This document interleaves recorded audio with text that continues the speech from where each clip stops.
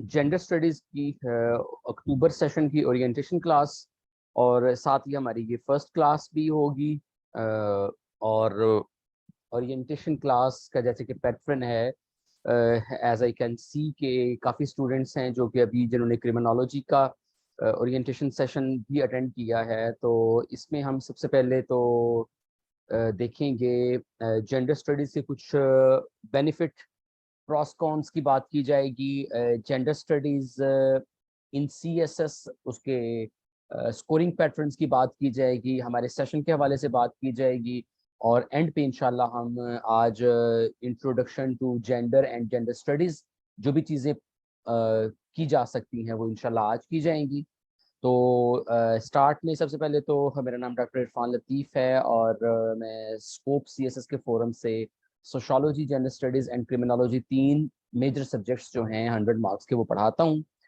इसके अलावा मैं असिस्टेंट प्रोफेसर हूँ यूनिवर्सिटी ऑफ उकाड़ा में, head of the department of sociology. और ये हमारा अल्हम्दुलिल्लाह स्कोप सीएसएस के फोरम से हमारा 24-25वां सेशन है, जो कि लास्ट हमने 2-3 सालों में अरेंज किए हैं। तो सबसे पहला सवाल और सबसे पहली बात वो यही होती है कि जेंडर स्टडीज, सोशोलॉजी अभी हमने नहीं अनाउंस किया, सोशोलॉजी हम इंशाल्लाह नवंबर में अनाउंस किया जाएगा। फिलहाल हमने जेंडर एंड क्रिमिनोलॉजी ये 2 अनाउंस किए हैं। सोशोलॉजी इंशाल्लाह नवंबर के एंड में अनाउंस किया जाएगा या मिड ऑफ नवंबर में। तो सबसे पहली बात बेटा ये है कि जिनके जो क्वेश्चंस होंगे आप अपने क्वेश्चंस जो हैं वो एंड पर कीजिएगा। हमारे इस ओरिएंटेशन सेशन में सबसे पहले तो मैं आपको जेंडर स्टडीज के हवाले से बताऊंगा, सिलेबस के हवाले से बताऊंगा, और बाद में आप लोगों के क्वेश्चंस होंगे। ठीक है, तो क्वेश्चंस का पार्ट पोर्शन बड़ा अहम होता है, वो जरूर आप लोगों के एड्रेस किए जाएंगे। तो सबसे पहला सवाल तो जो आता है कि क्या जेंडर स्टडीज अच्छा स्कोर देती है सीएसएस में? तो इसका जैसे कि कभी भी किसी भी सवाल का जवाब हाँ ना में नहीं होता, लेकिन इसका अगर हम हाँ में जवाब देना चाहें तो वो मतलब एक्सेप्टेबल होगा। भाई जेंडर स्टडीज अच्छे मार्क्स देती है, ठीक है। अब उसका जो स्कोरिंग पैटर्न की अगर बात की जाए तो मैंने जितने भी सेशन पढ़ाए हैं हमारे बहुत सारे स्टूडेंट्स ने 70+ स्कोर किया हुआ है, काफी ज्यादा। 50% बच्चे जो हैं या 40% बच्चे अगर आप कर लें तो वो 65 टू 75 के स्कोर में जाते हैं।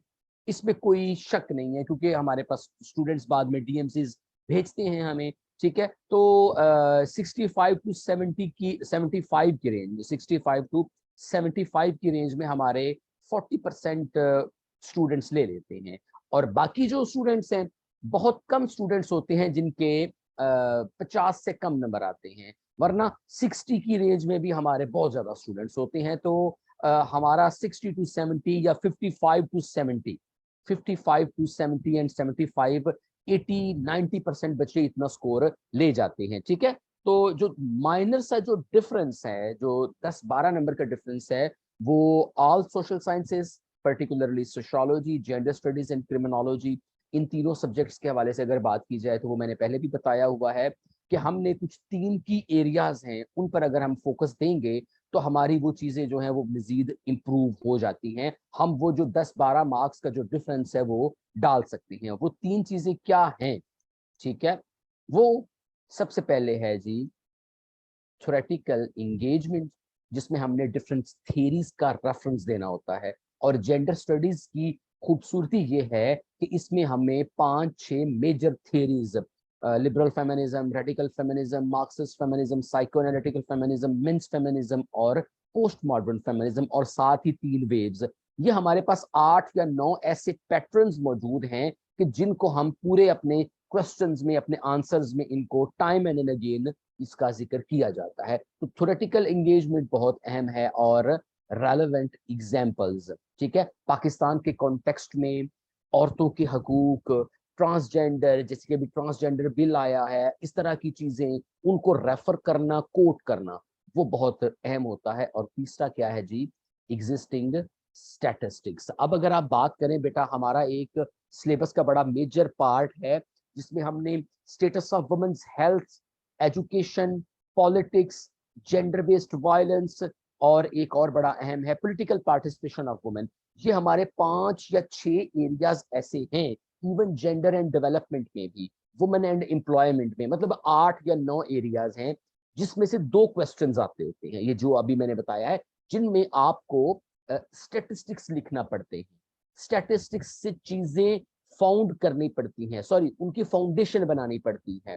देखिए बात क्या है, आप जिस स्टेटस ऑफ वुमेन्स हेल्थ लिखें, तो भाई पहले आप वुमेन की डिटोरिएटेड हेल्थ के बारे में कुछ 4-5 हेडिंग्स, कुछ 8-10 स्टैटिस्टिक्स चीजें साबित करेंगे, ठीक है ना। तो स्टैटिस्टिक्स का होना बहुत जरूरी है, और ये तीनों चीजें सेशन में पढ़ाई जाती हैं, सिखाई जाती हैं, प्रोवाइड की जाती हैं। तो ये 3 एरियाज जो है ना बच्चों, ये gender studies, criminology, sociology and maybe I am not expert of other subjects, तो उनमें भी ये तीनों चीजें बहुत अहम होती हैं, जिससे आपका आंसर जरा अच्छा हो जाता है, और जिससे आप वो 8, 10, 12 नंबर का फर्क डालकर 70 प्लस से चले जाएंगे। अगर आप सिंपल लिखेंगे तो आप 55 to 60 की रेंज में रहेंगे, ठीक है।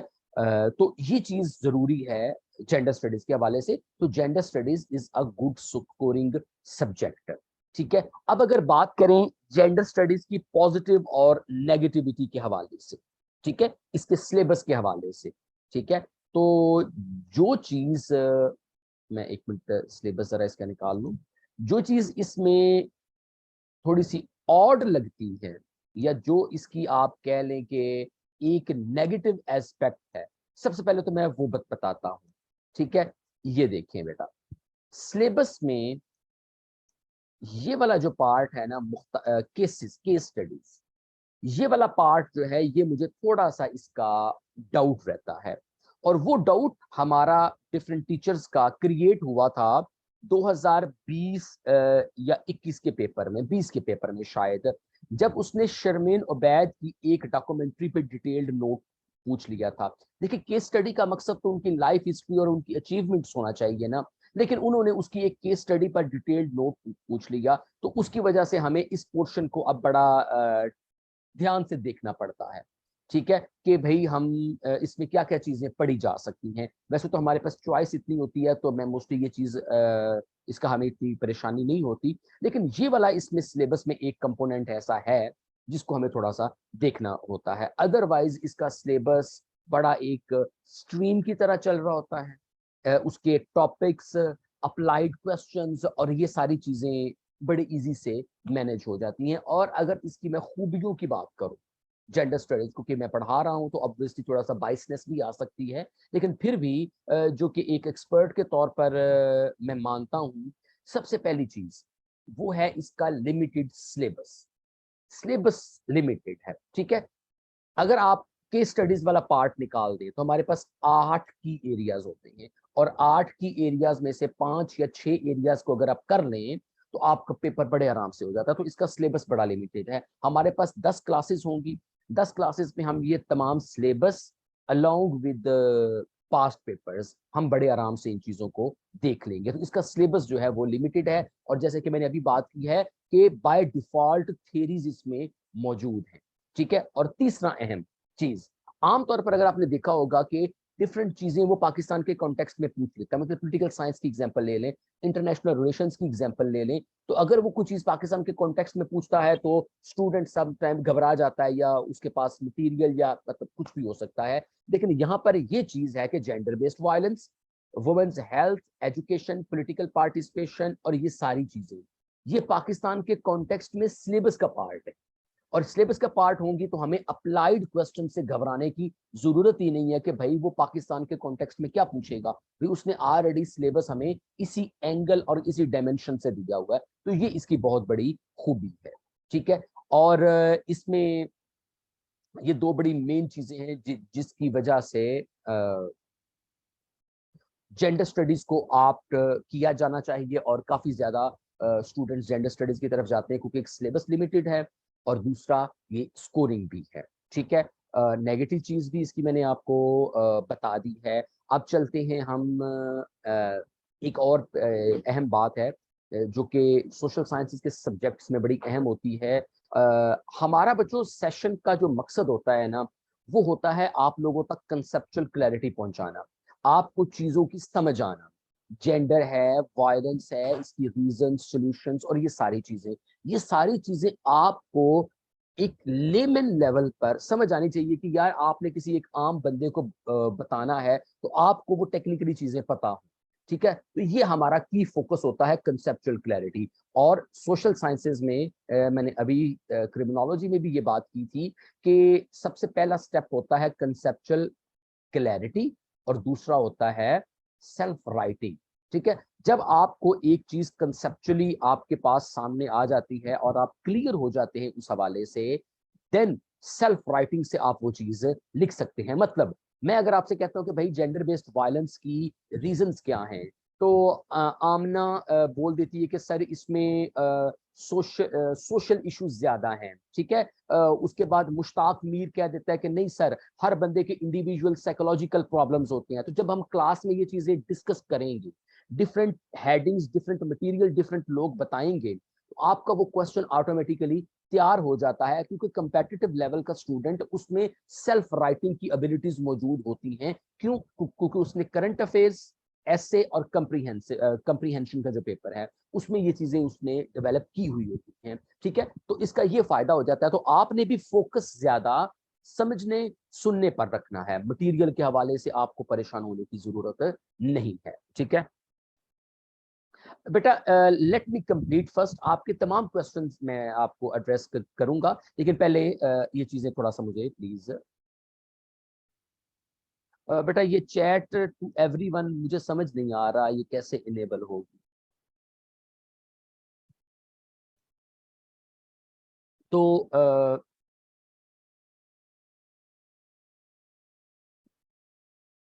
अब चलते हैं हम अपने सेशन की तरफ। देखिए बच्चों, हमारे सेशन में भी जैसे कि मैंने अभी बात की है कि हम तमाम कोर्स आउटलाइन और ये सारी चीज़ों को पढ़ेंगे।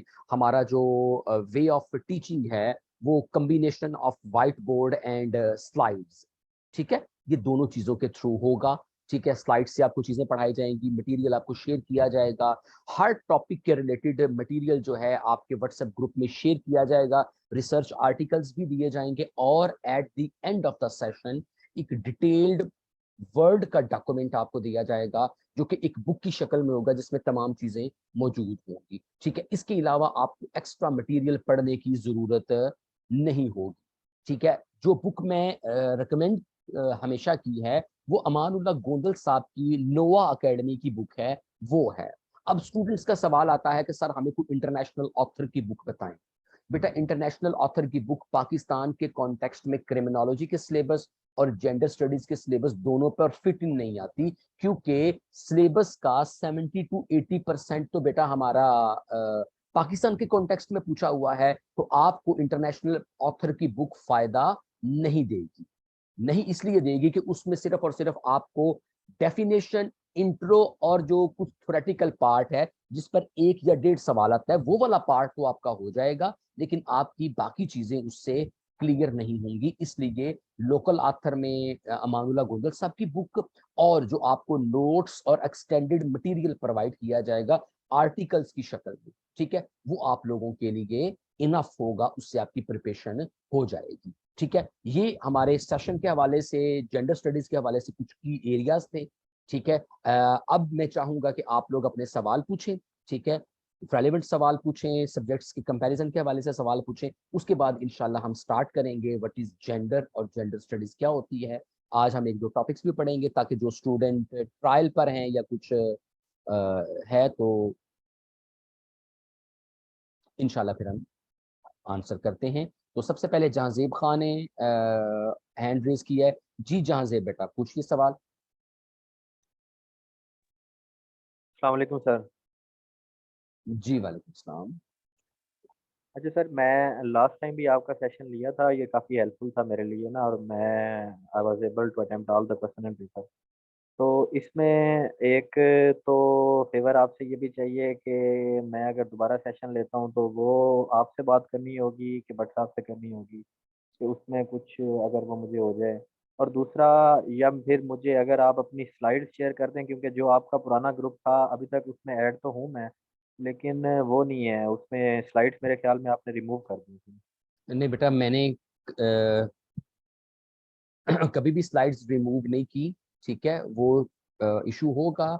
आप मुझे व्हाट्सएप पे मैसेज करें, मैं आपको तमाम मटेरियल, क्योंकि आप एक्स स्टूडेंट हैं तो मैं आपको भेज दूंगा। और अगर आप सेशन ज्वाइन करना चाहते हैं तो उसके लिए आपको वाहिद खान साहब से बात करना पड़ेगी, वो आपको चीज़ें गाइड करेंगे इस हवाले से। Sir so nice of you, thank you very much sir.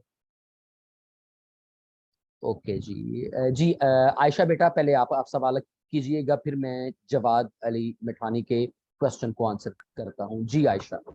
अस्सलाम वालेकुम सर। मैं ये पूछना चाह रही थी कि I am little confused in opting sociology and gender studies. मेरे पास दोनों ऑप्शंस हैं और मेरे लिए बैकग्राउंड किसी चीज का नहीं है। From the beginning I have to take the both subjects, but मुझे चूज कोई एक ही करना है, तो आप क्या सजेस्ट करेंगे? बेटा I would suggest gender studies. Sir gender studies में मेरा अपना मतलब मेरी जाती राय ये है, मतलब मेरा अपना ख्याल है इसको लेके कि अब इसमें रिसेंटली बहुत डेवलपमेंट्स हो चुकी हैं, तो वी हैव नो आइडिया कि किस डिमेंशन से कौन सा क्वेश्चन आ जाए। तो do you think still this is a good idea? दो जी सोशियोलॉजी के बारे में मुझे लोग ये गाइड करते हैं कि सोशियोलॉजी जो है उसका सिलेबस कवर करना, उसको लेके चलना ज्यादा मुश्किल है as compare to gender.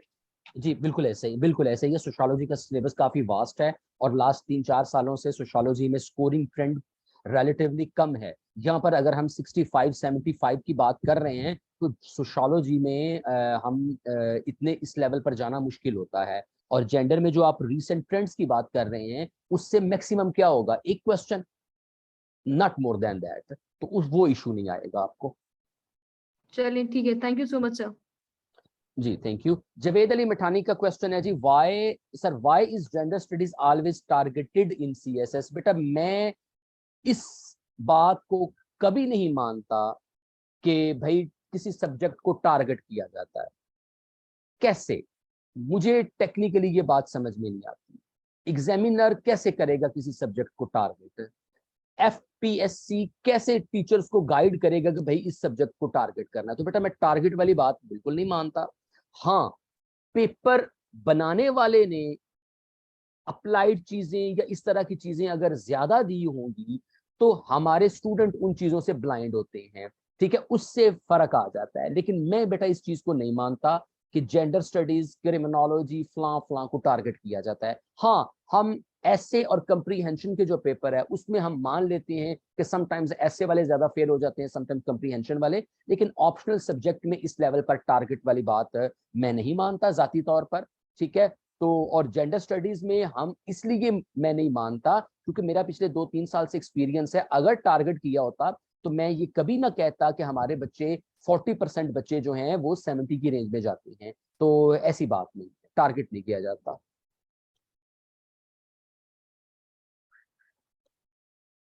Ji, any question? और किसी स्टूडेंट को कोई क्वेश्चन?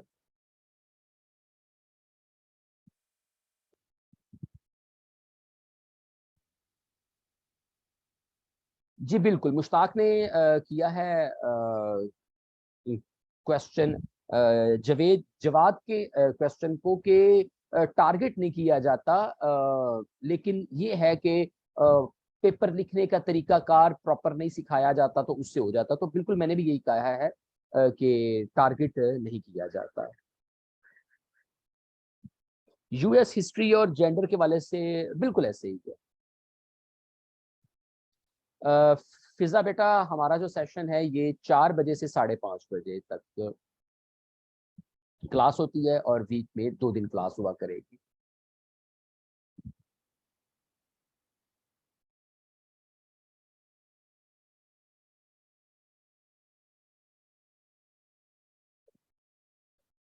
वीकेंड पे 2 दिन की क्लासेस, 1.5-1.5 घंटे की क्लास हुआ करेगी। बेटा फीस स्ट्रक्चर के लिए आपको वाहिद खान साहब से करना पड़ेगी बात। मैं उसका उनका नंबर आपको भेज देता हूँ। लेकिन हमारा फीस स्ट्रक्चर आई थिंक जो हमने एडवर्टाइजमेंट शेयर किया था उसमें है 5000 है।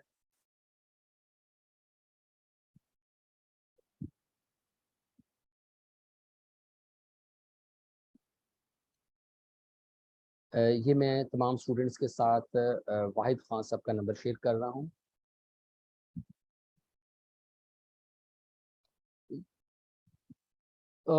आयशा बेटा, पॉलिटिकल साइंस के वाले से गाइड नहीं किया जा सकता क्योंकि वो मेरी डोमेन नहीं है।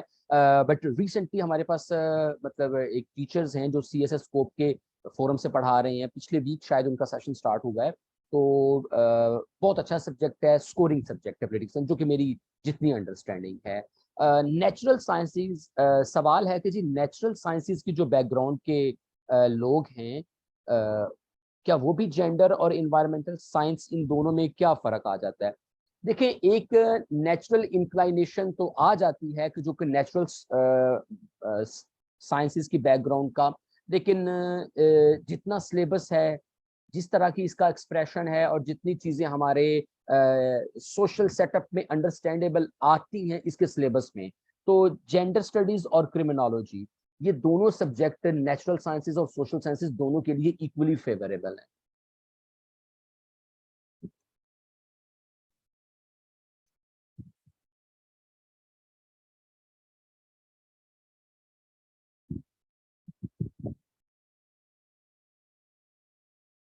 जी, और किसी का कोई सवाल, प्लीज क्वेश्चन कीजिए, so that all the confusions are sorted out, and then we will start our first class.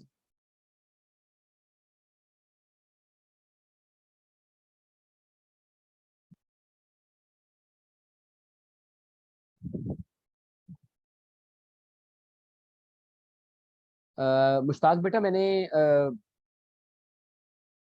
बताया है, थ्योरेटिकल एंगेजमेंट, रेलेवेंट एग्जाम्पल और स्टैटिस्टिक्स से आपका सवाल बाकियों से अलग होता है। ये तीन की एरियाज हैं जो कि बड़े जरूरी होते हैं, और इन की एरियाज पर ही हमारा इंशाल्लाह फोकस होगा।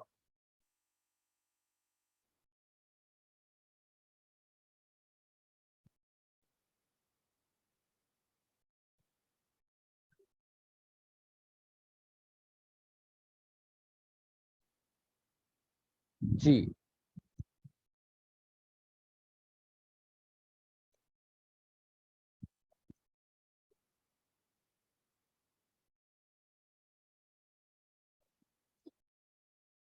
ओके बच्चों, लास्ट 1-2 मिनट, अगर किसी का कोई सवाल है तो वो पूछ सकता है। देन हम 4-5 मिनट का ब्रेक लेंगे और फिर हम स्टार्ट करेंगे जेंडर्स से, और अपना 1-2 टॉपिक्स जो है वो जो कि ऑलरेडी इनरोल्ड हैं उनके लिए मतलब फर्स्ट क्लास हो जाएगी, और जो लोग ट्रायल पर हैं, देखना चाहते हैं चीज़ें, समझना चाहते हैं, तो उनके लिए भी एक ट्रायल की क्लास हो जाएगी। लेकिन उससे पहले अगर किसी का कोई क्वेश्चन है तो वो आप प्लीज काइंडली जरूर पूछिए।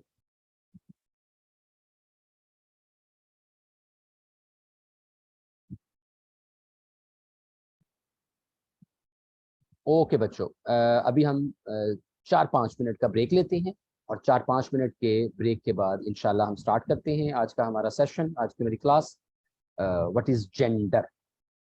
ठीक है, ओके जी, 4-5 मिनट का ब्रेक।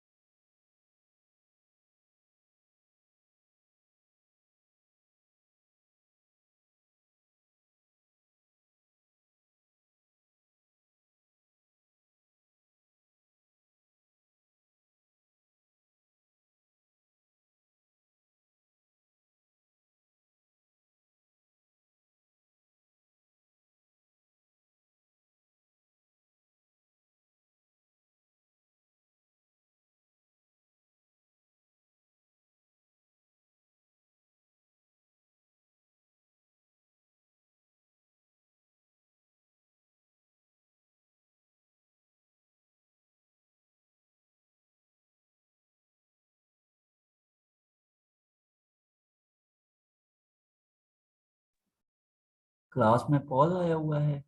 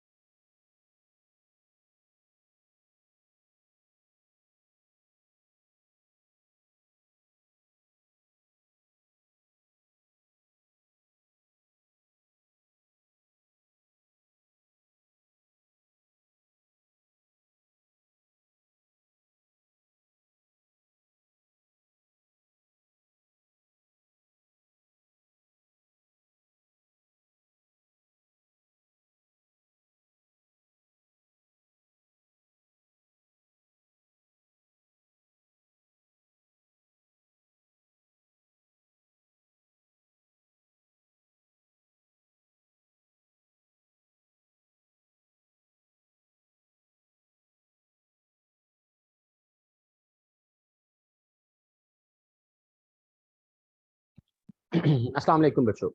जी मेरी आवाज आ रही है आप लोगों को? Yes sir. जी, पहले तो बेटा मुझे ये बताएं, आप लोग मुझे बताएं कि जेंडर क्या है। मुझे कोई बच्चा जेंडर की डेफिनेशन नहीं बताएगा, मुझे कोई बंदा उसका डिटेल नहीं बताएगा। आपने एक छोटे बच्चे को बताना है कि बेटा जेंडर इसको कहते हैं, छोटे से बच्चे को। तो आप उसको किस तरह बताएंगे कि जेंडर क्या है? बताएं।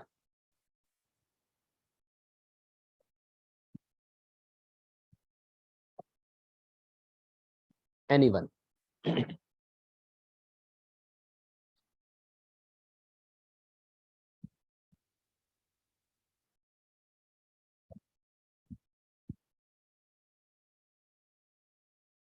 No one?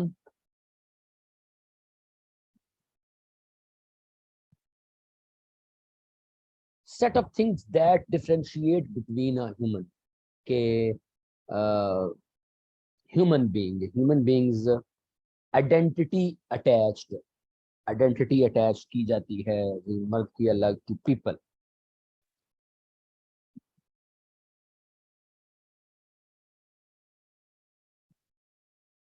चले जी, हम एक बेसिक लेवल से इसको देखते हैं कि भाई जेंडर क्या होता है। तो हम समझते हैं कि शायद मर्द को भी जेंडर कहते हैं, औरत को भी जेंडर कहते हैं, शायद ऐसा है। लेकिन जब इसको हम टेक्निकली देखते हैं तो ये ऐसा नहीं है। मर्द, औरत, और एक तीसरा वर्ड आपने जहन में रखना है कोयर का, कोयर। ठीक है? सोशल कल्चरल डिफरेंसेस, ठीक है, ये वो चीजें। कोयर, कोयर थ्योरी भी हमने पढ़नी है। ऑड कहते हैं, कोयर एक वो अम्ब्रेला टर्म है जिसके अंदर गेज, लेस्बियन, ये जो एलजीबीटी आईज हैं, ट्रांसजेंडर्स हैं, ये सारे आ जाते हैं। तो हमारे पास बुनियादी तौर पर तीन लेवल्स हैं, तीन टाइप्स हैं, मेल, फीमेल और कोयर, जिसके अंदर वो सारी चीजें आ जाती हैं जिस पर साइंस क्या, लीगल फ्रेमवर्क क्या, हर चीज पर बात हो रही होती है। इन सब को कलेक्टिवली क्या कहा जाता है? जेंडर कहा जाता है। बच्चों, जब हमने इन तीनों के, इन चारों के, पांचों के, आप जो मर्जी कह लें, जब हमने ये देखना है कि इनके रोल्स एंड रिस्पॉन्सिबिलिटीज क्या होते हैं, तो उस चीज को कहा जाता है जेंडर। जैसे कि अभी जवाद ने कहा था कि सोशो कल्चरल एट्रीब्यूट्स को कहा जाता है। ठीक है? तो अगर मैं इसकी थोड़ा सा हिस्ट्री की बात करूं, या अगर आपको बताना चाहूं जैसे कि मैंने कहा था कि हम सेशन में स्लाइड्स और वाइट बोर्ड जो है उन दोनों का यूज किया जाएगा। तो जेंडर जो सबसे पहले जो वर्ड है ना, जेंडर बेटा, ठीक है, ये यूज हुआ था, सॉरी,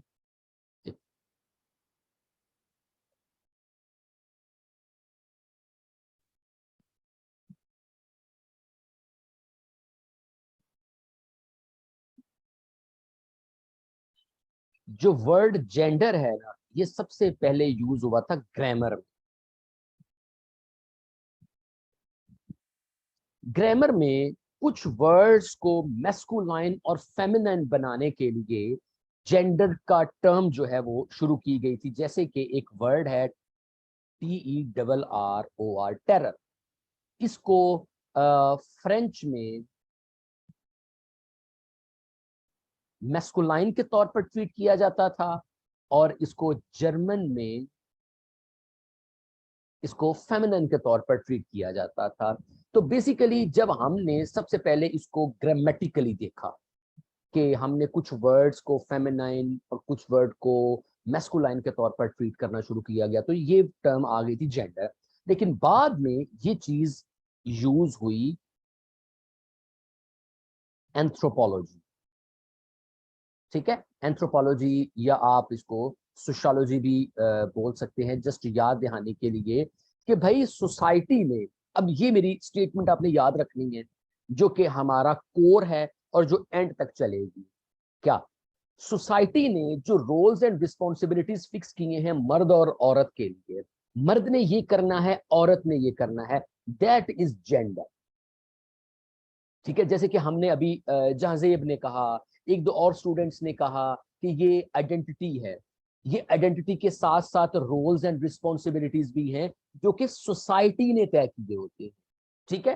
तो ये है बेसिकली जेंडर की कंसेप्शन कि सोसाइटी ने जो रोल्स एंड रिस्पॉन्सिबिलिटीज दिए होते हैं उसको क्या कहा जाता है, जेंडर का नाम दिया जाता है। अब यहाँ पर एक और चीज बड़ी अहम आ जाती है कि हम जेंडर उस वक्त तक नहीं समझ सकते जब तक हमें साथ सेक्स का नहीं पता होगा। तो बेसिकली ये हमारी दो काम एक साथ हो रहे होंगे, जेंडर भी हमें समझ में आ रही होगी और साथ ही हमें ये भी क्लियर होता जाएगा कि what is the difference between sex and gender, ठीक है। तो अब पॉइंट नंबर 1, इसमें अगर मैं आपको बताऊं तो जेंडर जो है ना, हमारा लेफ्ट साइड पर हमारा जेंडर आएगा, ये एक सोशल चीज है और ये एक नेचुरल कह लें आप या बायोलॉजिकल। बायोलॉजिकल कह लें, ठीक है।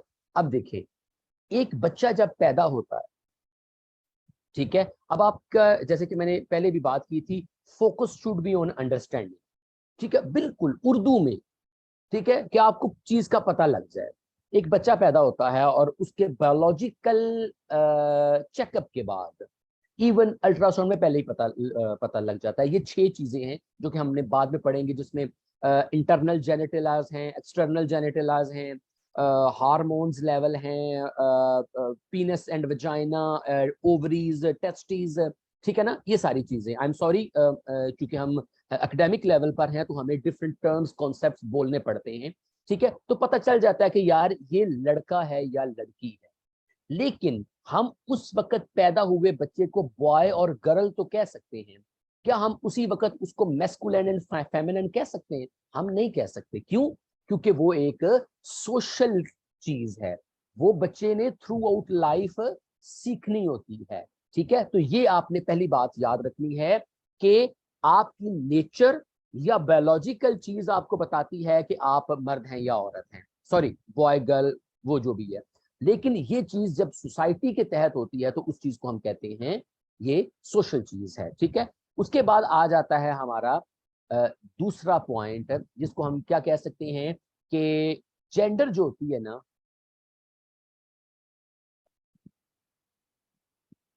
इट कैन बी चेंज, ठीक है। ये जरा white board I am using it for the first time, ठीक है, तो ये थोड़ा सा इशू है। ठीक है, तो वो जरा क्लियर कीजिएगा। It can be change, gender change हो जाती है, सेक्स चेंज नहीं होती। ठीक है ना, इस पर थोड़ी सी कोई क्वेश्चन भी आप लोगों के हो सकते हैं, डिबेट भी हो सकती है, but let me complete first. Gender कैसे चेंज होती है? जेंडर है सोशल रोल्स एंड रिस्पॉन्सिबिलिटीज। याद रख लें, मैं यूनिवर्सिटी जाता हूं, पढ़ाता हूं, सब्जी लाता हूं, बाहर के काम करता हूं, अपने चीजें करता हूं, ये सोशल रोल्स एंड रिस्पॉन्सिबिलिटी किसके हैं? मर्द के। अब यही सोशल रोल्स एंड रिस्पॉन्सिबिलिटी छोड़ के मैं घर बैठ जाऊं तो मेरी जेंडर क्या बन जाएगी? मेरी जेंडर फेमिनाइन बन जाएगी। इसी तरीके से एक औरत जो है, जो कि घर गृहस्थी संभाल रही है, ड्यू टू सम इश्यूज, या वेस्ट में वैसे ही एक्सेप्टेबल है, वो बाहर के काम करना शुरू हो जाए तो उसकी जेंडर चेंज हो जाएगी। क्यों? क्योंकि उसने जो सोसाइटी ने रोल्स एंड रिस्पॉन्सिबिलिटीज एट्रीब्यूट किए हुए हैं उसको चेंज करके नया पैटर्न अपना लिया है। तो जेंडर चेंज हो सकती है, सेक्स चेंज नहीं हो सकती। अगर आप मर्द हैं तो आप मर्द ही रहेंगे, अगर आप औरत हैं तो आप औरत ही रहेंगे। यहां पर सवाल आ जाता है, भाई सेक्स तो चेंज हो रही है, अब ये जो नया बिल है और ये सारी चीजें जब इसको हम डिटेल में नेक्स्ट डिस्कस करेंगे, जब ये टॉपिक आएगा, तो वो फिर कहाँ आ गई? इस हिसाब से तो सेक्स चेंज हो रही है। तो इसका बच्चा मेरा एक दो चीजें इसमें आपने याद रखनी है, एक प्योरली टिपिकल मर्द और एक प्योरली टिपिकल औरत। क्या उसने कभी सेक्स चेंज करवाई है? नहीं करवाई। ये जहां पर इंटरसेक्स और ट्रांसजेंडर वाला कॉन्सेप्ट है तो उसको हम डिबेट में अलग रखते हैं। और क्या करोड़ों अरबों लोगों में से अगर कोई एक बंदा थ्रू ऑपरेशन अपनी सेक्स चेंज करवा लेगा तो क्या हम पूरा एक बॉडी ऑफ नॉलेज चेंज कर देंगे? ऐसा नहीं हो सकता। तो लिहाजा इस चीज को आपने इसी लेवल पर रखना है कि सेक्स चेंज नहीं हो सकती। कुछ एग्जांपल्स हैं, लेकिन वो एग्जांपल उनके लिए हैं जिनमें कुछ बायोलॉजिकल हार्मोनल डिसफंक्शन पाया जाता होगा, उनकी सेक्स चेंज हो जाती है, हर एक की नहीं होती। ठीक है ना, एक प्योरली टिपिकल मर्द है माशाल्लाह, वो हट्टा कट्टा है, और वो क्यों जाएगा सेक्स चेंज की तरफ? ठीक है, तो ये एक चीज है, सेक्स चेंज नहीं हो जाती और ये चेंज हो जाती है। ठीक है, अब चलते हैं हम अपना तीसरा पॉइंट। ठीक है, ये जो हमारी जेंडर है ना, इसकी दो टाइप्स हैं जिसको हम नाम देते हैं मैस्कुलाइन और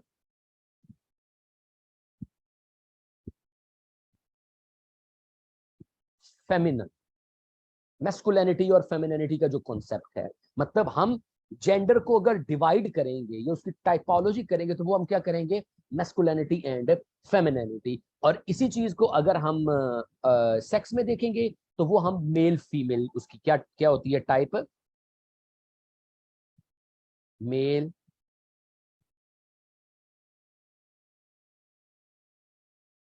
फीमेल। ठीक है, अब जैसे कि सेक्स चेंज नहीं हो सकती, सेक्स चेंज नहीं हो सकती, जेंडर चेंज हो सकती, इसी तरीके से हम इसका चौथा पॉइंट बना लेते हैं सेक्स रिलेटेड कैरेक्टरिस्टिक्स का। ठीक है, ये पॉइंट नंबर 2 के साथ ऐड होता है। आप ये एक मिनट, आप एक ठहरिएगा, मेरे ख्याल में व्हाइट बोर्ड की बजाय हम अगर, मैं एक मिनट ठहरिएगा।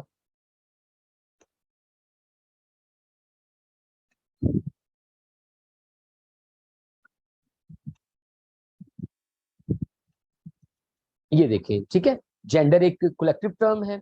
ये वो जर्मन और फ्रेंच जो मैंने बात की, एंथ्रोपोलॉजी, रोल्स एंड रिस्पॉन्सिबिलिटीज। अभी जेंडर की जो डेफिनेशन है वो बड़ी इंपॉर्टेंट है, उस पर मैं आता हूँ। यहाँ पर सेक्स और जेंडर का जो फर्क है इसको अगर आप देखें, ठीक है, बायोलॉजिकल फिनोमेना, सोशल फिनोमेना, और दूसरा पॉइंट क्या है जी? सेक्स आपको राइट आफ्टर द बर्थ, पैदा होते ही आपको आपकी सेक्स आइडेंटिफाई कर दी जाती है। और जो जेंडर है that is learn through socialization, ये आप आहिस्ता आहिस्ता सीखते हैं। ठीक है, आपने पैदा हुए 5 7 साल 10 साल आप एक प्रोसेस के थ्रू गुजरते हैं और उसके बाद आपकी जेंडर आइडेंटिफिकेशन होती है। ठीक है, कैन नॉट चेंज। जैसे कि सेक्स चेंज नहीं हो सकती, जेंडर चेंज हो सकती है, इसी तरीके से सेक्स और जेंडर के जो करेक्टरिस्टिक्स हैं, देखिए तीसरा point, only woman can give birth to a child. लेकिन जेंडर मतलब पढ़ाना, संभालना, बर्तन धोना, बाहर जाके टीचिंग करना, ये वो चीजें हैं जो मर्द भी कर सकता है और औरत भी कर सकता है। ठीक है, इसलिए ये चेंज हो सकता है, एक मर्द भी घर में काम कर सकता है, लेकिन जो बच्चों को पैदा करना, जो हार्मोनल जेनेसिस, ये कभी चेंज नहीं हो सकती। और पांचवा पॉइंट्स मैं आपको बता चुका हूँ सेक्स टाइपिंग का, ठीक है, जिसमें मेल और फीमेल है और उधर मेस्कुलिनिटी और फेमिनिटी है। और छठा पॉइंट क्या हमारे पास आ जाता है जी, सेक्स रिलेटेड कैरेक्टरिस्टिक्स जो हैं वो अक्रॉस कंट्रीज, अक्रॉस स्टेट्स, हर जगह सेम रहते हैं। और इसमें एक प्रॉब्लम जो आ जाती है वो है प्रॉब्लम्स, जेंडर की प्रॉब्लम्स क्या हैं? जेंडर की प्रॉब्लम्स पॉलिटिकल पार्टिसिपेशन है, जेंडर की प्रॉब्लम्स हमारे पास सेक्सुअल एक्सप्लॉइटेशन है, हरासमेंट है, ये सारी चीजें हैं। लेकिन जो सेक्स प्रॉब्लम्स हैं वो हमारे जेनिटल इश्यूज हैं, some illness are only associated with boys and some illness are only associated with girls. तो ये है बेसिकली सेक्स और जेंडर का फर्क। अब अगर हम इसकी जो डेफिनेशन को देखें, एक तो बेटा ये WHO की डेफिनेशन है यहाँ पर, जो कि बड़ी इंपॉर्टेंट है और अच्छा इसको डिफाइन किया हुआ है। Gender refers to the characteristics of women, men, girls and boys that are socially constructed। ठीक है, ये वो पॉइंट है जो कि मैंने आपको पहले भी बताया था और जो कि बड़ा कंक्लूसिव है कि ये कैरेक्टरिस्टिक्स हैं जो कि मर्द, औरत, बच्चा, लड़का, लड़की एंड इवन ट्रांसजेंडर और वो जितनी हमने और जो क्वेयर वाली कैटेगरीज बताई हैं, this includes norms, behaviour and roles associated with being a male, female, girl, boy. बस इतना आपने याद रखना है। भाई मर्द ने क्या करना है, औरत ने क्या करना है, किस सिचुएशन में क्या करना है, लड़के ने किस सिचुएशन में क्या करना है, लड़की ने किस सिचुएशन में क्या करना है, ये सारी चीजें क्या हैं, जेंडर है। और ये वाली जो इसकी डेफिनेशन है ये भी बड़ी अहम है। ठीक है, अब देखें इसमें जो 4 बोल्ड पॉइंट्स हैं आपने वो याद रखने हैं। Number 1, gender is seen as the process. इसका क्या मतलब है? भाई जेंडर एकदम से अलॉट नहीं हो जाती, जेंडर एक प्रोसेस है। मैं आपके सामने इस वक्त एक मर्द की हैसियत से बैठा हुआ हूं, ये एक प्रोसेस है जो कि पिछले 35-36 साल से चला आ रहा है। ठीक है ना, आप सबकी एग्जांपल ले लें तो ये सारी चीजें थ्रू प्रोसेस चलती हैं। जेंडर इज एन अचीवमेंट जो कि प्रोसेस के थ्रू होती है। ठीक है, जिसमें ये देखें बायोलॉजिकल कैटेगरीज से सोशल कैटेगरीज की तरफ हमने मूव करना होता है। यहां पर मैं I would like to use whiteboard to explain a few things to you.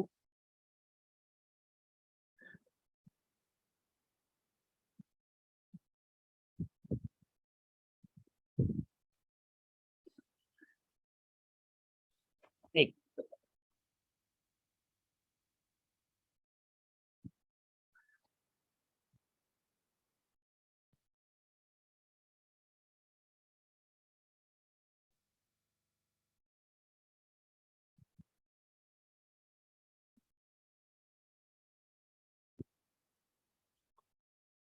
जी बच्चों, सबसे पहले तो जब इंसान पैदा होता है,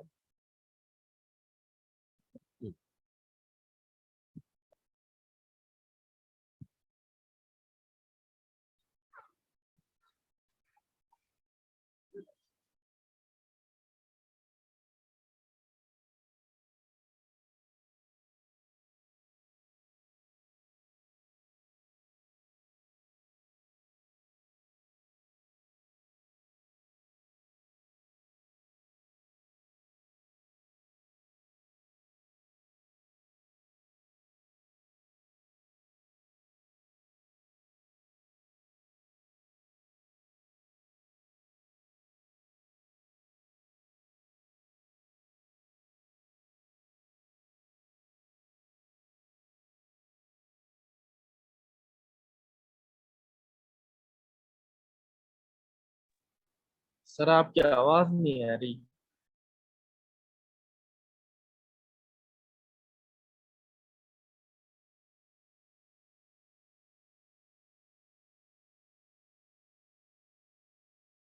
सर आपका माइक ऑफ जा रहा है।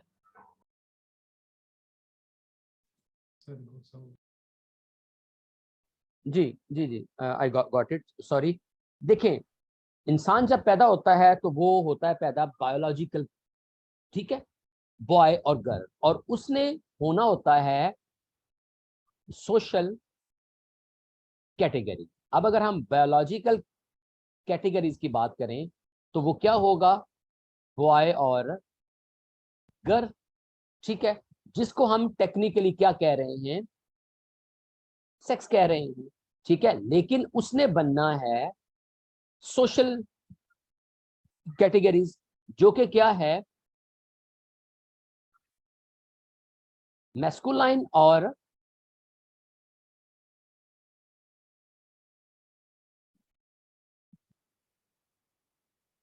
फेमिनाइन, जो कि बुनियादी तौर पर क्या है, जेंडर। अब ये सारा का सारा जो प्रोसेस हो रहा है, ये कैसे हो रहा है, इसके लिए एक वर्ड है जो कि आपको स्लाइड्स में मिल जाएगा, थ्रू एक्विजिशन ऑफ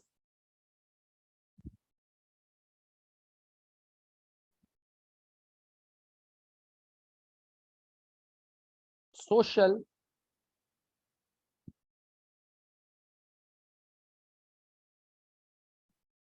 सॉरी ये चीजें, सोशल रोल्स आप इसको करें कंसीडर।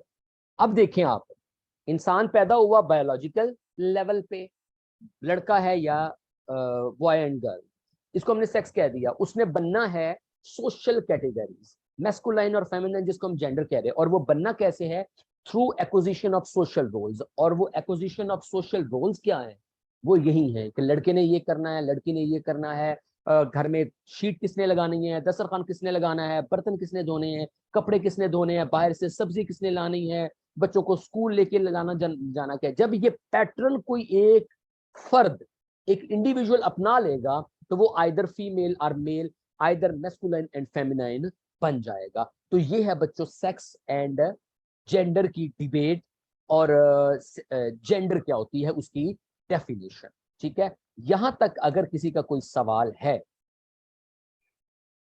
तो वो बेटा आप लोग पूछ सकते हैं, जिसमें अभी तक हमने जस्ट पढ़ा है जेंडर क्या होता है, सेक्स क्या होता है, और नेक्स्ट हम पढ़ेंगे जेंडर स्टडीज क्या होता है, ठीक है। लेकिन यहां तक अगर किसी का कोई सवाल है तो वो जरूर पूछे।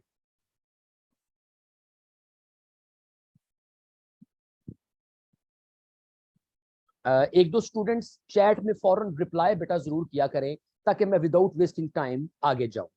और आज के लिए हमारा जो एक थोड़ा सा डिफिकल्ट टॉपिक था वो यही था कि हमें जेंडर समझ में आना चाहिए कि जेंडर क्या होता है। जब एक फर्द, ठीक है, मैं नाम ले लेता हूं जो भी मेरे सामने आते हैं, ठीक है, फिरोज बलोच है, आफ्ताब शाह है, जब ये पैदा हुए, ये बड़े हुए, और इन्होंने अपने कल्चर और सोसाइटी के मुताबिक मर्द वाले रोल्स एंड रिस्पॉन्सिबिलिटीज अपना लिए, तो ये क्या बन गए, जैसे कि हम कहते हैं ना, आज मेरा बेटा एक लड़के से मर्द बन गया, ठीक है ना, आज मेरी बेटी एक औरत बन गई है, जब वो खाना बनाना सीख लेती है और ये सारा कुछ कर लेती है। तो that is a process of transformation from biological categories to social categories, that is gender, ठीक है। और सेक्स और जेंडर में क्या फर्क है, वो 5-6 पॉइंट्स हैं, नॉट अ डिफिकल्ट जॉब। अब हम चलते हैं एक दो आसान चीजें डिस्क्रिप्टिव थ्योरेटिकल एक्सप्लेनेटरी पढ़ने में। जेंडर स्टडीज क्या है, ठीक है। अब देखें, सबसे सीधी सी बात है बच्चों, जेंडर स्टडीज एक वो ऐसा सब्जेक्ट है जिसमें हमने जेंडर के रिलेटेड तमाम चीजें पढ़नी होती हैं, ठीक है। इसको मैं आपको थ्रू दिखाता हूं, थ्रू स्लाइड्स हम इसको थोड़ा सा पढ़ लेते हैं।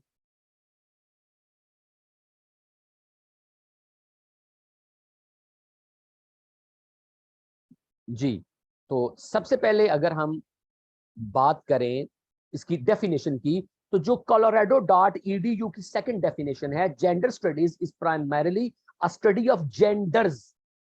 जेंडर्स में क्या आ गया, मर्द भी आ गए, औरत भी आ गए, और कोयर भी आ गए। हमने इन सबको पढ़ना है, their relationship with each other, मर्द का औरत का क्या रिलेशन है, औरत का मर्द के साथ क्या रिलेशनशिप है, इनका ट्रांसजेंडर के साथ कैसा रिलेशनशिप है, ठीक है। Their respective status in the society, मर्द का सोसाइटी में क्या स्टेटस है, औरत का सोसाइटी में क्या स्टेटस है। और यहाँ पर स्टेटस वन डायमेंशनल नहीं है, सोशल स्टेटस भी है, इकोनॉमिक स्टेटस भी है, पॉलिटिकल स्टेटस भी है, लीगल स्टेटस भी है, ठीक है ना। Their roles in socio economic and political spheres, ठीक है। ये है हमारा जेंडर स्टडीज की डेफिनेशन और इसका स्कोप। अच्छा, इंपॉर्टेंस ऑफ जेंडर स्टडीज बहुत इजी है, ठीक है। जेंडर स्टडीज की अहमियत, जब हम थ्योरेटिकल लेवल पे इतना आगे पढ़ चुके होते हैं तो हमें फिर ये इंपॉर्टेंस और स्कोप जैसे जो क्वेश्चंस हैं उनका ज्यादा परेशान होने की जरूरत नहीं रहती। क्यों? क्योंकि ये इजीली कवर किए जाते हैं। अच्छा जी, इंपॉर्टेंस क्या है जी? It helps in the identification of problems of gender. मैं आपको एक सिंपल सा फार्मूला बता देता हूँ बच्चों, जो कि आपने याद रखना है। जेंडर स्टडीज में हमने प्राइमरीली दो चीजें पढ़नी हैं, रीजंस एंड सॉल्यूशंस। और वो किन किन चीजों के पढ़ने हैं? एजुकेशन, इकोनॉमिक्स, पॉलिटिक्स, हेल्थ, ये चार मेन डोमेन्स हैं, ठीक है। तो हम हर एक की अलग अलग हेडिंग बना सकते हैं कि औरतों का हेल्थ स्टेटस, साथ जेंडर बेस्ड वायलेंस, जो भी चीज आपको नजर आए। अब किसी भी सब्जेक्ट का, ये मैं बड़ा मतलब कह रहा हूँ, किसी भी सब्जेक्ट का स्कोप आपने पढ़ना हो ना, तो उस सब्जेक्ट की किसी भी बुक की आउटलाइन को पढ़ ले, वो उसका स्कोप होता है, ठीक है ना। आप फिजिक्स का स्कोप पढ़ना चाहते हैं ना, मैट्रिक की फिजिक्स के 8-10 चैप्टर्स के नाम याद कर लें, वो उसका स्कोप है। भाई स्कोप है तो वो ऐड किया गया है ना। हमारे यहाँ भी अब औरतों का health status, gender studies, women and development, औरतों के ये सारे मेरी आवाज और मेरा इशू तमाम स्टूडेंट्स को है या सिर्फ एक स्टूडेंट को हो रहा है? क्योंकि बेटा अगर तमाम स्टूडेंट्स को इशू हो तो मेरे तरफ से नेट का इशू होता है, और अगर सिर्फ एक को हो रहा हो तो शायद उनके नेट का इशू हो रहा हो। तो प्लीज आवाज रिप्लाई। क्लियर है सर, क्लियर है, बिल्कुल क्लियर है सर। जी बिल्कुल, वॉइस ड्रैग मेरी तरफ से नहीं है, ठीक है। ये इशू होता है समटाइम स्टूडेंट्स को। बात का मेरी तरफ से हो तो तमाम स्टूडेंट्स बता देते हैं, मैं फिर 1-आध मिनट का पॉज ले लेता हूँ, और अगर इंडिविजुअली कोई इशू हो तो वो तो फिर बियर करना पड़ता है। ओके ठीक है, तो ये बच्चों स्कोप होता है। अब आ जाते हैं, दो तरह का स्कोप होता है, एक एकेडमिक स्कोप होता है और एक कैरियर बेस्ड स्कोप होता है, ठीक है। हमें जो सिलेबस या क्वेश्चन आता होता है ना मोस्टली, वो एकेडमिक स्कोप आता है कि भाई इस सब्जेक्ट के डिसिप्लिन में क्या क्या चीजें आती हैं, ठीक है। लेकिन मैंने 1-2 स्लाइड्स प्रिपेयर की होती हैं अप्लाइड क्वेश्चन, वो आपसे पूछ सकता है कि भाई अगर आपने जेंडर स्टडीज का कैरियर बेस्ड स्कोप क्या होता है, तो अभी मैं आपको वो थोड़ा सा दिखा देता हूँ। इंपॉर्टेंस में तो वही चीजें आ गई ना जो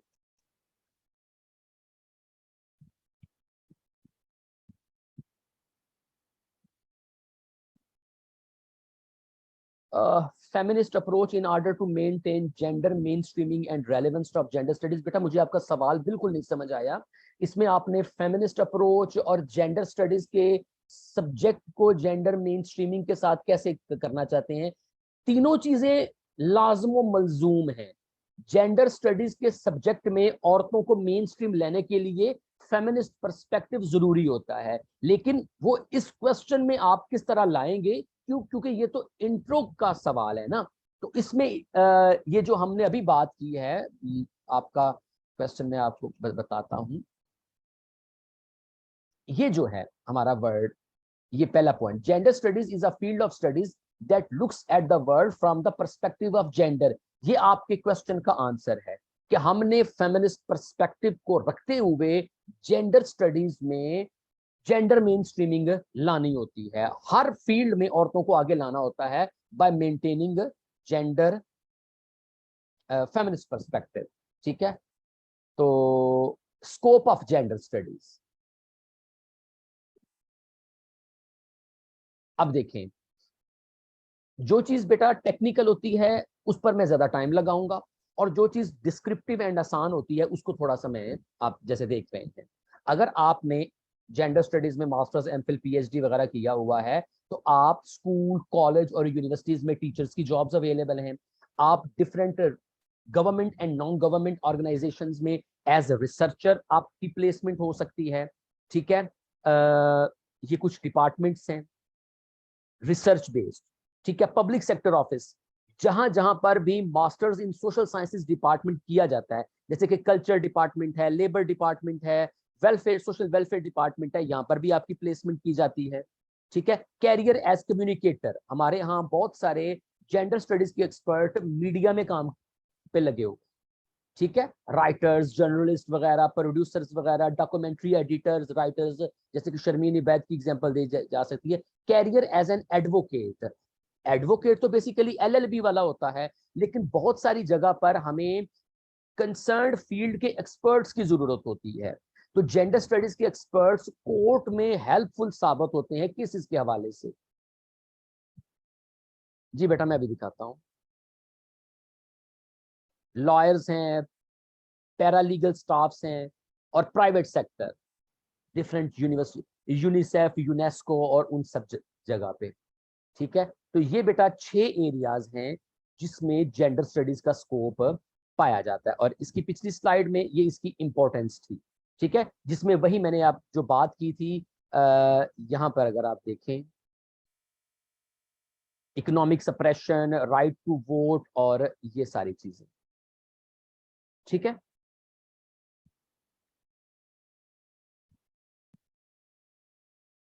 ये scope of gender studies. Okay जी, multidisciplinary nature of gender studies, ये बेटा हम पढ़ेंगे कल, आज के लिए, क्योंकि वो एक फुल फ्लेज नया क्वेश्चन है जिसमें एक दो चीजें मिक्स होती हैं, तो फिर आज वो पढ़ेंगे। तो बेटा अभी तक तो अफगानिस्तान में एजुकेशन और ये सारी चीजें नहीं आई। ठीक है ना, पूछ सकता है, कंपेटिटिव लेवल है, जैसे कि मैंने आपको पहले कहा है, वो कहीं से भी कोई चीज पूछ सकता है, लेकिन इतना जरूरी नहीं होता कि अफगानिस्तान का क्वेश्चन वो जेंडर स्टडीज इन पाकिस्तान में पूछे। ये वाला सवाल वो आपसे पूछ सकता है करंट अफेयर में, यहाँ पर वो नहीं पूछ सकता। यहाँ पर वो ट्रांसजेंडर बिल के हवाले से पाकिस्तान में कोई एक आध 10 नंबर का नोट पूछ सकता है, मेरे ख्याल में वो 20 नंबर का डिटेल्ड क्वेश्चंस भी नहीं पूछ सकता। जी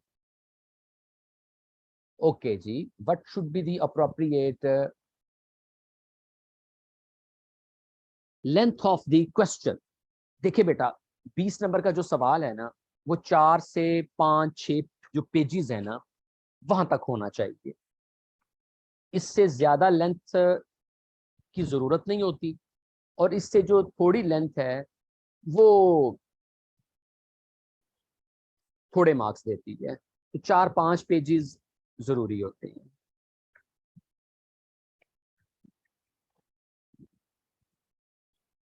बिल्कुल बिल्कुल, हम अफगानिस्तान में एजुकेशन और जो आप बात कर रहे हैं ना, हम उसको एज एग्जाम्पल जरूर लिख सकते हैं।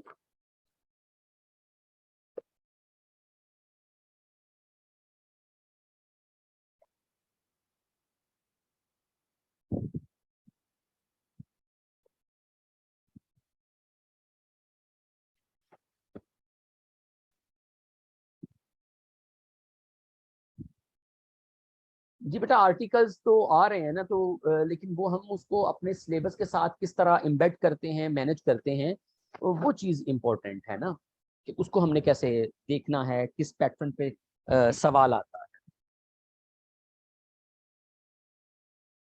इशू तो जेन्युइन है, विजिबल है, नजर आ रहा है, दिखाई दे रहा है, तो बस इसको मैनेज करना होता है। नहीं, कंट्राडिक्टरी क्वेश्चन एक आध दफा उसने ईस्ट का और वेस्ट का कंपैरिजन पूछा था किसी थ्योरी में, अदरवाइज इस लेवल पर भी नहीं जाता वो। ठीक है ना, इंट्रो से 1 से 1.5 क्वेश्चन आ जाता है, जेंडर बेस्ड वायलेंस पे, वुमेन एजुकेशन एंड हेल्थ इन पाकिस्तान, उस पे क्वेश्चन आ जाता है। तो आप इन चीजों की अभी वो कहते हैं ना, चिंता ना करें, टेंशन ना लें। ठीक है, जैसे हमारा सिलेबस खत्म होगा, हम उसमें से मेन चीजों पर ज्यादा फोकस करेंगे, और इंशाल्लाह बहुत अच्छे तरीके से आपको गाइड किया जाएगा और सारी चीजें हो जाएंगी। ठीक है, वुमेन एम्पावरमेंट अप्लाइड के तौर पर थोड़ा बहुत आपको चीजें पढ़ाई जाएंगी, वो आप परेशान ना हो।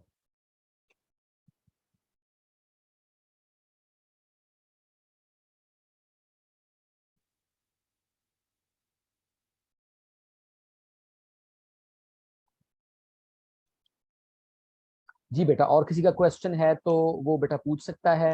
आई am again sharing the number of relevant person for enrolment, क्योंकि कल फिर हमारा जो कंसर्न व्हाट्सएप ग्रुप है उसमें ही लिंक शेयर किया जाएगा। ठीक है, तो इंशाल्लाह कल 4 बजे अस्सलाम से। वालेकुम सर। जी बेटा। सर मैंने ये पूछना है कि आप जेंडर स्टडीज के लिए हमें कौन सी बुक रिकमेंड करेंगे, कोई एक बेटा जिसमें तकरीबन हमारे मैं टॉपिक्स आपको कवर हो जाएं। बेटा, जेंडर स्टडीज के लिए जो पाकिस्तान में जो सबसे अच्छी बुक मुझे लगती है वो अमानुल्लाह गोंदल साहब की बुक है, वो सबसे अच्छी है। बाकी जो स्टूडेंट्स मेरा सेशन ले रहे हैं उनको जो मैं नोट्स दूंगा ना, इंशाल्लाह वो भी सफिशिएंट होंगे, उसमें भी मटेरियल इनफ होगा। Okay, thank you sir.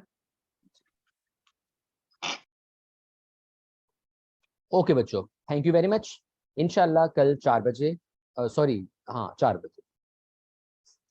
Okay ji, Allah Hafiz.